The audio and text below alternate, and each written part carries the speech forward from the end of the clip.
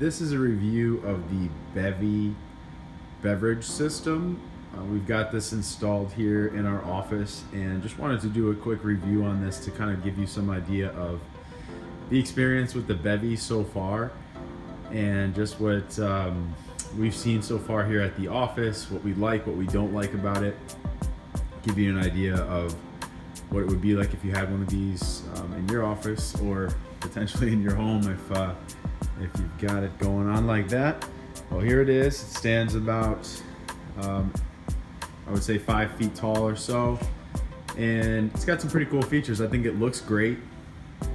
Doesn't take up a huge amount of space, fits in there pretty well, and one of the things you'll notice right away is the LED lights that are displaying at all times right below the Bevi logo. They're inviting you here to pour something good. So I'm gonna go ahead and just give you an idea of what that LED light system looks like. It changes colors pretty frequently, like every few seconds, going through the whole spectrum. And then you see this digital screen right here letting us know, okay, it's touch to start getting a drink.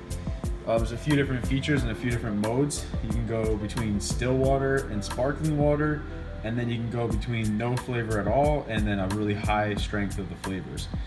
The few options that you see here, 4 of them at any given time. If I touch that screen, it comes back up. Looks like this is pretty cool to see right now because it looks like one of these is out, and this is what they tell you as far as the Bevi guy coming in to replace. I've seen him do that a few times. He'll come in and change out these different flavors. We've had a few that we've rotated through. So just to give you an idea, if you want sparkling water, this is what it looks like. You see the bubbles come up on the screen. Want to go back to still, then that's what it looks like. It just kind of remains as it is. So if I go to sparkling water and I want to go full strength on the flavors, I tap that and it goes all the way to the right for maximum strength. You can go in the middle for flavor strength to be kind of moderate, and then you can go on the low end with like 0 flavor at all if you just want plain straight sparkling water, and then if you just wanted regular still water. So essentially this replaced our water dispenser here at the office. It consolidated, and you can see that obviously we have multiple options for beverages now. We can get sparkling beverages. It's similar to like a LaCroix, I would say. Flavor profile would be like a LaCroix, things like along those lines. You can get, I mean, there's all sorts of flavor brands nowadays with the trends of sparkling water. So you can just imagine the different flavor combos. Like this one right here, let me see here, is strawberry lemongrass, 0 calories, unsweetened. Watermelon, 0 calories, unsweetened. Down here we have peach mango, 0 calories, unsweetened, and I believe this one is key lime, 0 calories, also unsweetened. There have been ones that I've seen in the past here that were sweetened options, and I don't know, for some reason that we've done away with those. You can see here, if I tap this bottom button, it looks like it says ingredients, and it actually shows me, pretty cool, what the nutritional information is on each of these items. So if I go like strawberry lemongrass, for example, serving size of 12 ounces, it's got 0 calories across the board, and that's pretty much the case for all of the unsweetened ones, naturally. And if I tap that again, you know, it's gonna even let me know about the pure water, activated carbon filtration, so that's pretty cool. So if I hit more, it gives me a different view of what those flavors are like and what their nutrition labels are, so as if it was on the back of a bottle. One other cool thing about this, if I tap back here, you'd see this down here. It says bottles saved, 4,313 bottles saved.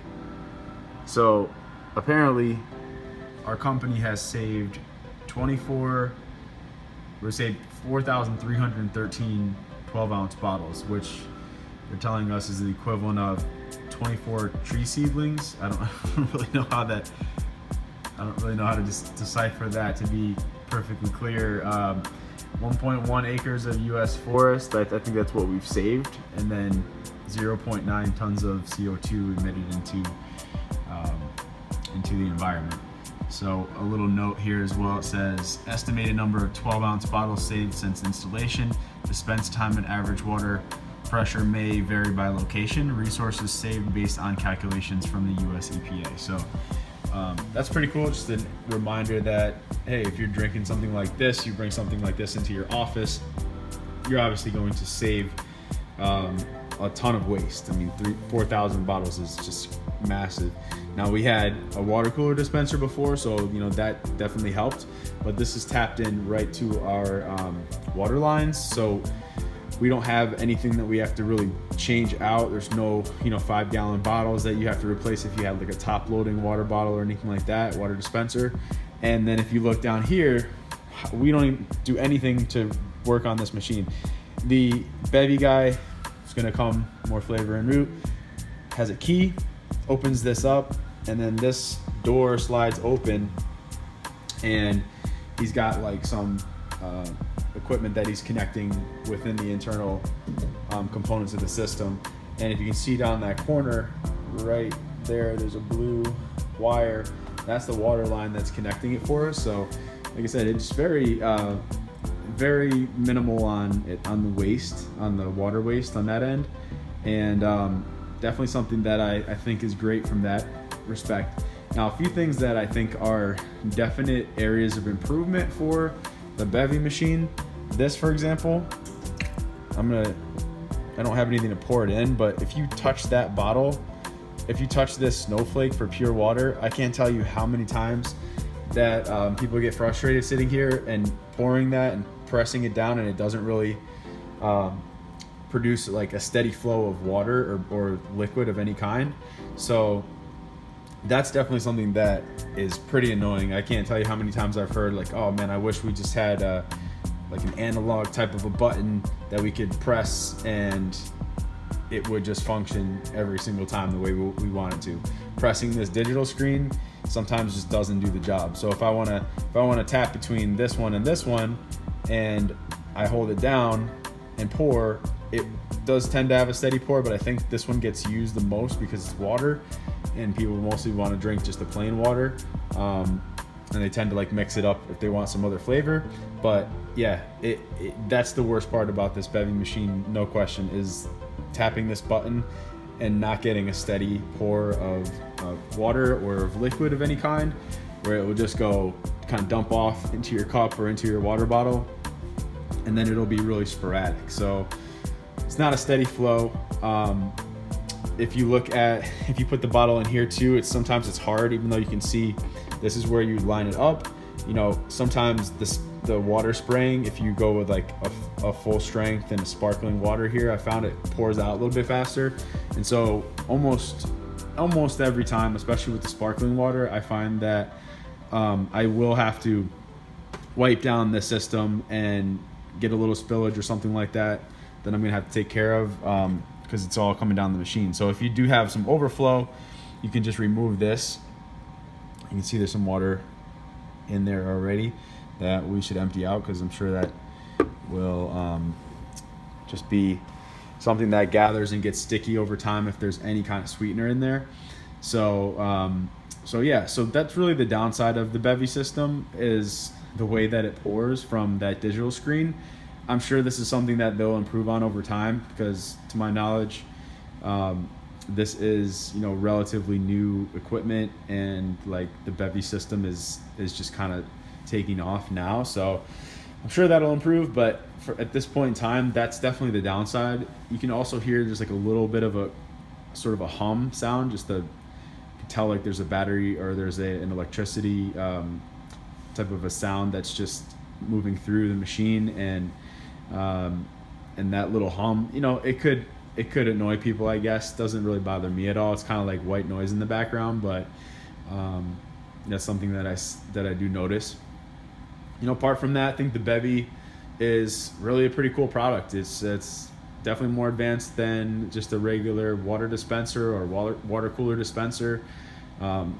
Obviously saving the environment in some ways, massive amounts of waste from water bottles. That is definitely a problem with all that stacking up. And it's just something that I think is pretty cool to have those unique flavors.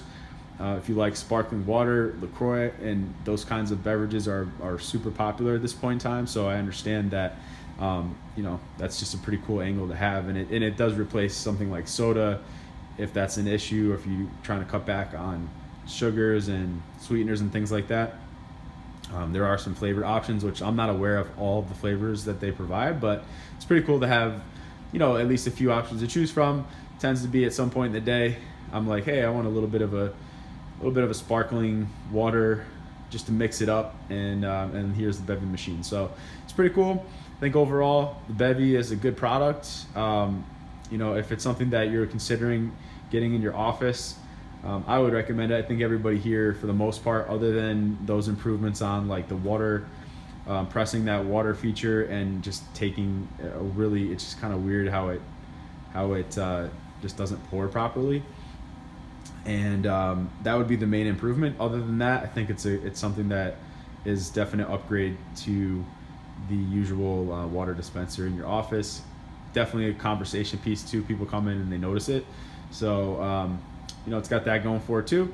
All in all, like the Bevi, I would give it I'd give it 1.5 thumbs up. It's a good product. Needs improvement still, mostly on the digital side of things, but for all its benefits, I think those outweigh the downsides.